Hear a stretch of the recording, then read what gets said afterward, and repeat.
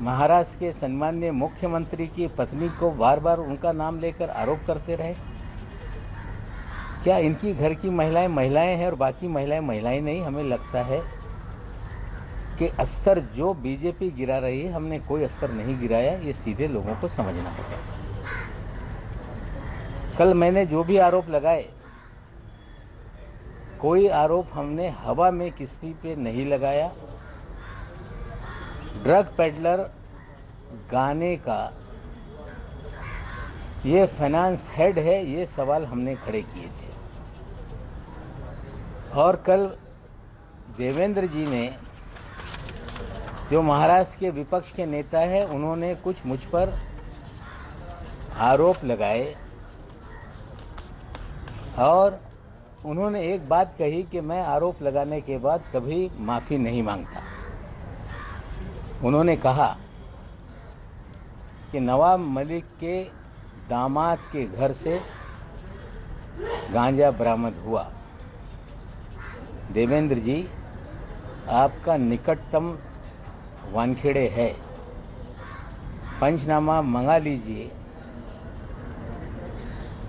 नवाब मलिक के दामाद के घर से कोई भी आपत्तिजनक वस्तु बरामद नहीं हुई, उसका पंचनामा है और मैं मीडिया के साथियों को पंचनामा साझा कर दूंगा।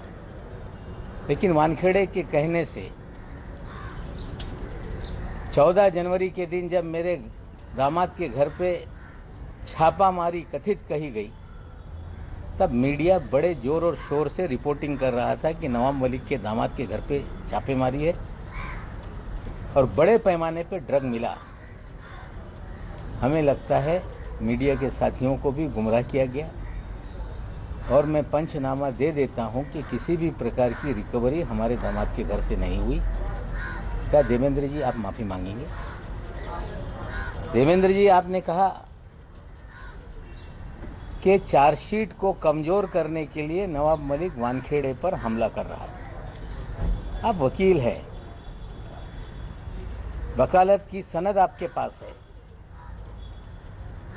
आपकी जानकारी है कि नहीं मुझे पता नहीं। एनडीपीएस एक्ट में 6 महीने के भीतर चार्जशीट फाइल करनी होती है और सजलानी और समीर खान वाले मामले में ऑलरेडी चार्जशीट फाइल है। तो ये आपका आरोप कि मैं केस को कमज़ोर करने के लिए आरोप लगा रहा हूँ, क्या इसके लिए आप माफ़ी मांगेंगे? देवेंद्र जी, आपने कहा कि नवाब मलिक को इससे पहले मंत्री पद से इस्तीफ़ा देना पड़ा। हाँ, मैंने इस्तीफ़ा दिया था। उस पर सावंत कमीशन बैठा था, कमीशन की रिपोर्ट आई, विधानसभा में चर्चा हुई और उस विधानसभा की चर्चा में मैंने कहा कि एक बार नहीं 100 बार मैं इस्तीफ़ा देने के लिए तैयार हूं और जनता के हित में कोई इस्तीफ़ा देना पड़े तो। मुझ पे आरोप लगाए गए कि माहिम स्थित जरीवाला चाल में भ्रष्टाचार हुआ है और कमीशन बैठाया गया, लोक आयुक्त की जांच बैठाई गई। मुझ पे आरोप ये लगाया गया कि नवाब मलिक ने कोर्ट के ऑर्डर को डिफाई किया है, कंटेम किया है, कोर्ट के आदेश का अवहेलना की है। कोई पैसे खाने का या कोई करप्शन के चार्जेस नहीं थे, डिफाइंग ऑफ कोर्ट ऑर्डर के चार्जेस थे। जो लैंड एक्विजिशन हुआ था वो गलत तरीके से था। हमने स्टे दिया था और ये कहा जा रहा था कि हाई कोर्ट के आदेश का अवमान नवाब मलिक ने किया है। उसी कोर्ट के सामने मामला गया, कोर्ट ने उसका कॉन्ग्लिजेंस नहीं लिया।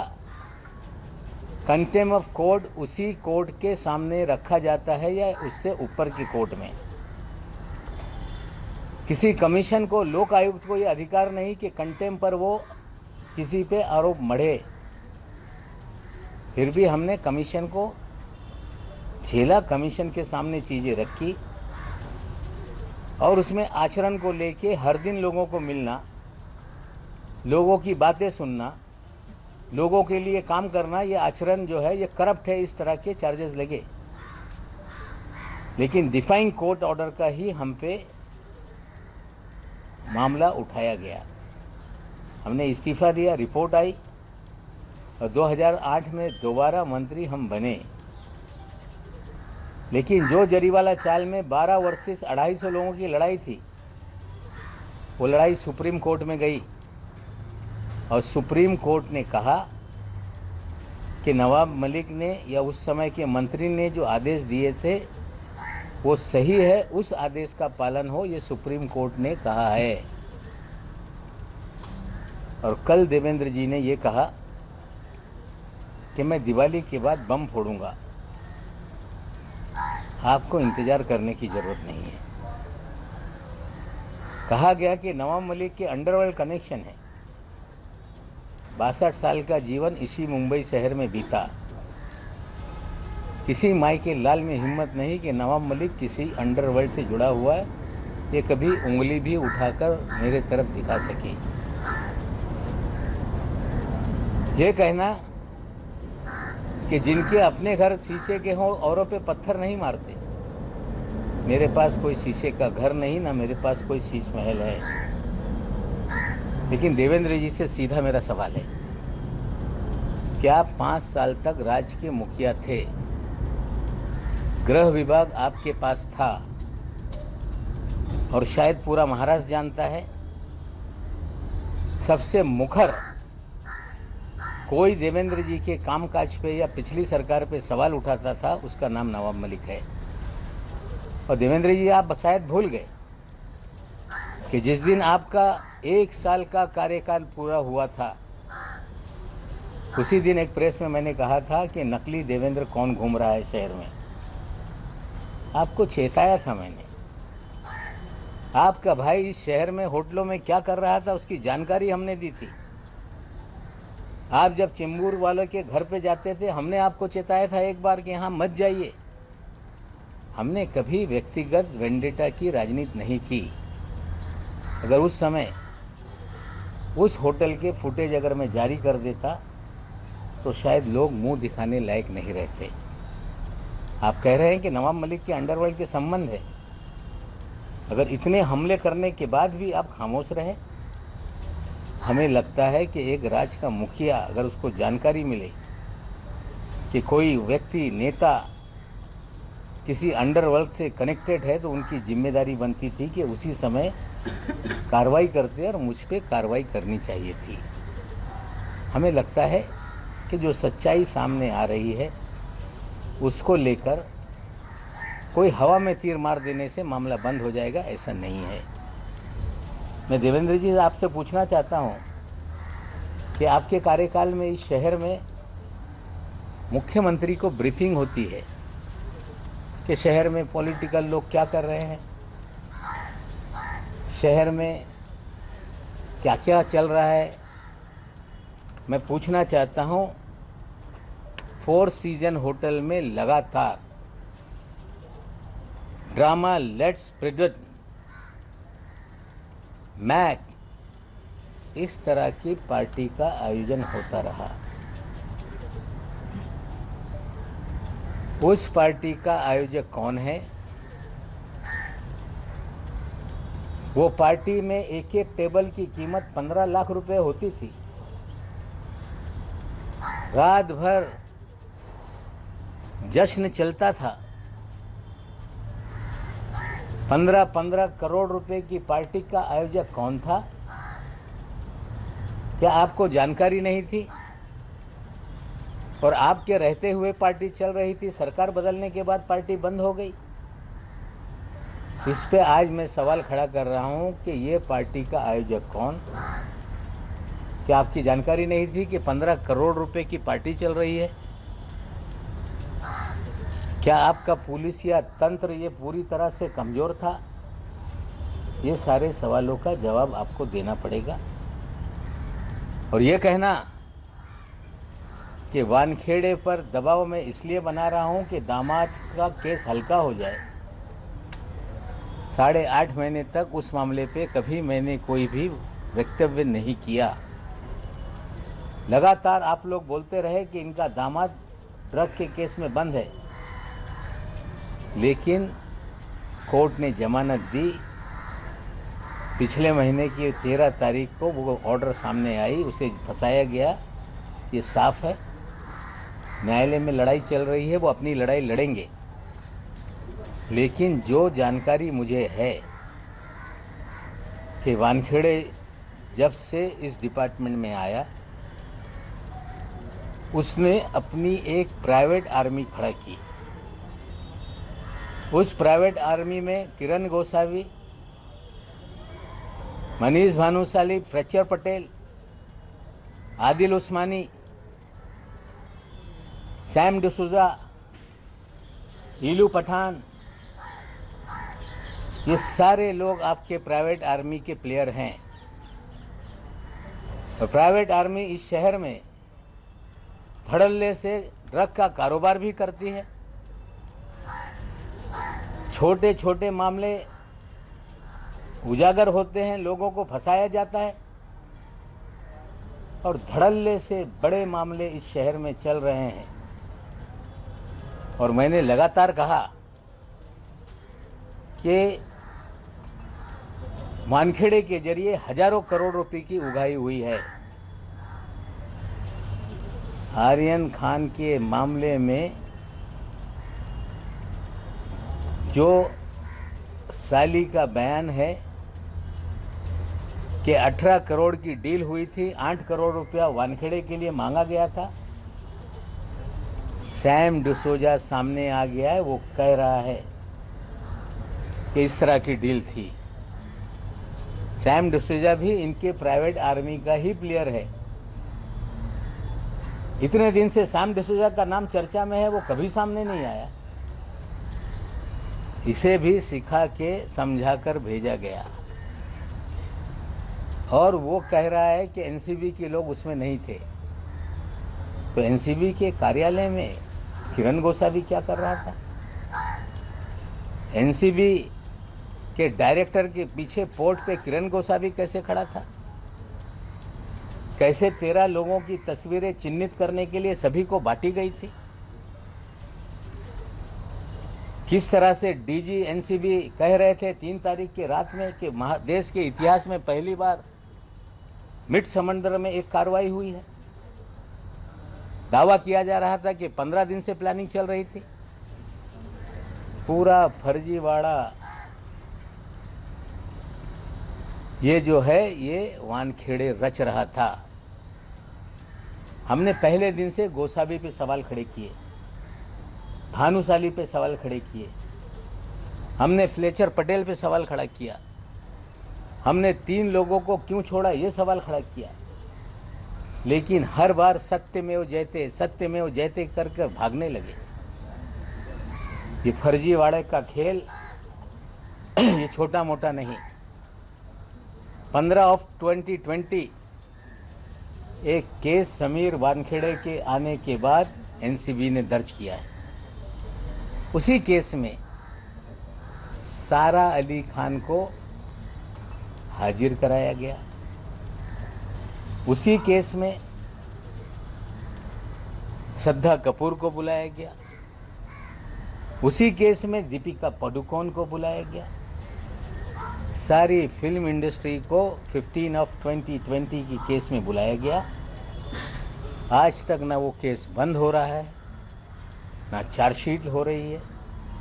ऐसा क्या है कि 14 महीने तक कोई केस बंद ही नहीं होता है? इसी केस के तहत हजारों करोड़ रुपए वसूली गए। और हमने कहा कि उगाही मालदीव में हुई है। 2 तस्वीरें हमने डाली, एक दुबई की, एक मालदीव की। ये कह के भाग जाना कि मैं दुबई कभी नहीं गया, बहन दुबई गई थी। आप मालदीव में थे। मालदीव का दौरा कोई आसान नहीं होता। इतने लोग जाएंगे तो 20-30 लाख रुपए का खर्चा। ये जांच करे एनसीबी की विजिलेंस टीम की, इसका खर्चा किस अकाउंट से किया गया।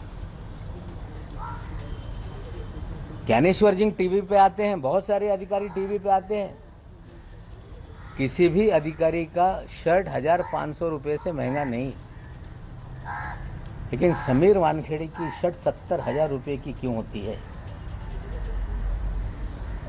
हर दिन नया कपड़ा पहन के क्यों आते हैं? मोदी साहब से भी आगे निकल गए। पतलून लाख रुपए की, पट्टा 2 लाख रुपए का, जूता 2.5 लाख रुपए का, घड़ी 50 लाख रुपए की, 25 लाख रुपए की, 30 लाख रुपए की। एक अपराइट अफसर, वे सारी तस्वीरें आप लोगों को दे दूंगा। अगर जिस तरह के कपड़े इन तमाम दिनों में उन्होंने पहने, उसकी कीमत ही 5-10 करोड़ रुपए की है। क्या ईमानदार अफसर 10 करोड़ के कपड़े पहनता होगा? कोई शर्ट दोबारा हमने पहनते नहीं देखा। इससे बड़ा ईमानदार कोई हो नहीं सकता जो 2 लाख के हर दिन जूते पहने। इससे बड़ा ईमानदार कोई हो नहीं सकता जो लाख रुपए की पतलून पहने। इससे बड़ा ईमानदार कोई हो नहीं सकता जो 70,000 के शर्ट पहने। हमें लगता है ईमानदारी का पैमाना इतना बढ़िया है, ऐसे ही सारे ईमानदार इस देश में हो जाए। हम कामना करते हैं कि ईमानदारों का जीवन शैली इसी तरह से बने। मैं फिर आज अपनी बात पे कायम हूँ कि समीर वानखेड़े ने हजारों करोड़ की वसूली की है, फर्जीवाड़ा किया है। जांच होनी चाहिए, कड़ियां जुड़ रही हैं, उगाही का मामला चल रहा है। ये कहा जा रहा है कि बोलने से रोका जाए। सवाल उठाए जा रहे हैं कि नवाब मलिक बोल रहा है। मैं आप लोग को बता दूं, जस्टिस दीपक गुप्ता जी ने अपने भाषण में कहा एक सेमिनार में कि right to dissent, right to criticise, ये फंडामेंटल राइट है। अगर क्रिटिसाइज नहीं होगा, डिसन नहीं रहेगा, तो राज्य पुलिसिया स्टेट बन जाएगा। पुलिसिया स्टेट इन्होंने बनाया। 2 ग्राम 5 ग्राम के केसेस बनाए। 26 मामले हमने रखे हैं जिसमें अपने पास से रख कर लोगों को फ्रेम किया गया। एनसीबी का जो काम था कि आज तक कोई तुमने पकड़ा, तो कहां से ये आया, इस तक आप क्यों नहीं पहुंचे? आज तक क्यों नहीं आपने लोगों को, बड़े लोगों को पकड़ने का काम किया? आज साथियों, मैं और एक जानकारी दे रहा हूं कि महाराष्ट्र के JNPT पोर्ट पर 3 कंटेनर 51 टन पॉप सीड, जो पोस्ता होता है, अफीम का बीज होता है, वो 15 दिनों से पोर्ट पर है। हम जवाब चाहते हैं DRI से कि 15 दिन में आपने केस रजिस्टर क्यों नहीं किया? क्यों NDPS का मुकदमा दर्ज नहीं हुआ? भयंकर खेल इस देश में चल रहा है। चाहे मुंदड़ा पोर्ट पर ड्रग पकड़ी जाए, NIA के बाद जांच चली जाए, धंधे बस्ते में चली जाए। पिछले 10-12 दिन पहले एक केस आया था ड्रग का, वो भी 8 दिन के बाद उजागर हुआ। आज 51 टन पॉप सीड वहाँ पड़ी है, उसके लेकर कोई भी मुकदमा दर्ज नहीं हो रहा है, केस दर्ज नहीं हो रहा है। पूरा खेल ड्रग का कहीं ना कहीं राजनीतिक संरक्षण के बिना नहीं चलता, और ये बहुत ही खतरनाक तरीके से देश को उलझाया जा रहा है। ड्रग पूरी तरह से ख़त्म हो, हम साथ में लोगों के हैं, लेकिन अगर राजनीतिक संरक्षण में ड्रग का धंधा चलेगा, जिनको ड्रग रोकने के लिए जिम्मेदारी दी जाएगी वही ड्रग का धंधा करवाएंगे। प्राइवेट आर्मी बना के उगाही करेंगे, ड्रग बेचने के लिए लोगों को खुला छोड़ेंगे। तो हमें लगता है लोगों को इसके लिए खड़ा होना पड़ेगा। दूसरी एक घटनाक्रम और हुआ है। अनिल देशमुख जी कल गए, जब सारे लीगल मीन्स जो भी थे उनके पास, उन्होंने आजमाया और स्वयं हाजिर हुए। उन्हें भी फंसाया गया। उन्हें भी जो आरोप लगाने वाला था परमवीर सिंह, वो फरार है, और जिस पे आरोप लगाया गया, जो जांच को सहयोग करने के लिए हाजिर किया गया, उन्हें गिरफ्तार किया गया। ये सारी कार्रवाई राजनीति से प्रेरित है, सरकार को बदनाम करने के लिए है, नेताओं को डराने के लिए है। हम ये साफ कह देते हैं कि फिर ट्वीट आ रहे हैं कि अगली बारी अनिल परब जी की है। ये नेताओं को डराना और सत्ता के दुरुपयोग का काम बंद हो। ठीक है, अनिल देशमुख जी को आपने गिरफ्तार किया है, कानून अपना काम करेगा। फर्जीवाड़े से लोगों को फंसाओगे, आज नहीं कल चीज़ें सामने आएंगी। लेकिन परमवीर सिंह कहाँ है, इसकी जवाबदेही ये केंद्र सरकार की है। महाराष्ट्र से वो पंजाब चले गए, चंडीगढ़ चले गए, उसके बाद लौटे नहीं। कहा यह भी जा रहा है कि वे विदेश में, तो भागने के तीन ही रास्ते हैं। लुकआउट नोटिस के बावजूद कोई व्यक्ति देश छोड़ के या तो हवाई जहाज से जा सकता है या रोड के रास्ते उत्तराखंड, उत्तर प्रदेश, बिहार से नेपाल वाया अगर वो गए हैं तो तीनों जगहों पे भारतीय जनता पार्टी की सरकारें हैं। क्या अन्य लोगों की तरह भी परमवीर सिंह को भगाया गया, उनके जरिए झूठे आरोप लगा के सरकार को बदनाम करने का काम किया गया? इसका भी जवाब लोगों को, बीजेपी को देना होगा। मैं आज फिर एक आपको व्हाट्सएप चैट आपको बता रहा हूँ कि मैंने जब लेडी डॉन का उल्लेख किया तो कहा गया कि हमारा भाई एक ईमानदार अफसर है, हम उसके कामकाज में ध्यान नहीं देते। मैं आपको एक व्हाट्सएप चैट अभी शेयर करता हूँ जिसमें एडवोकेट जैस्मिन वानखेड़े, एक जो ड्रग के मामले में कोई गिरफ्तारी हुई होगी, उस केस से रिलेटेड वो व्यक्ति जैस्मिन वानखेड़े को मैडम एड्रेस भेजो करके कह रहा है। जैस्मिन वानखेड़े अपना विजिटिंग कार्ड, लोकल लोकेशन उसको शेयर कर रही हैं। दूसरा स्क्रीनशॉट में वो उससे बात कर रही हैं कि क्या चल रहा है, पिटाई हो रही होगी। अगर एक अपराइट अफसर, उसकी बहन वकील है, तो किस तरह से जिन्हें एक्यूज बनाया जाता है उससे संवाद करती है। मैं फिर कह रहा हूं कि प्राइवेट आर्मी का खेल था। उगाही के धंधे में ये सारे प्राइवेट आर्मी के लोग थे और लेडी डॉन भी इस धंधे में शामिल थी। मैं आज फिर कह रहा हूं, निश्चित रूप से महाराष्ट्र, मुंबई की पुलिस जांच कर रही है। वानखेड़े भाग रहे हैं कि मुकदमा मामला सीबीआई को दे।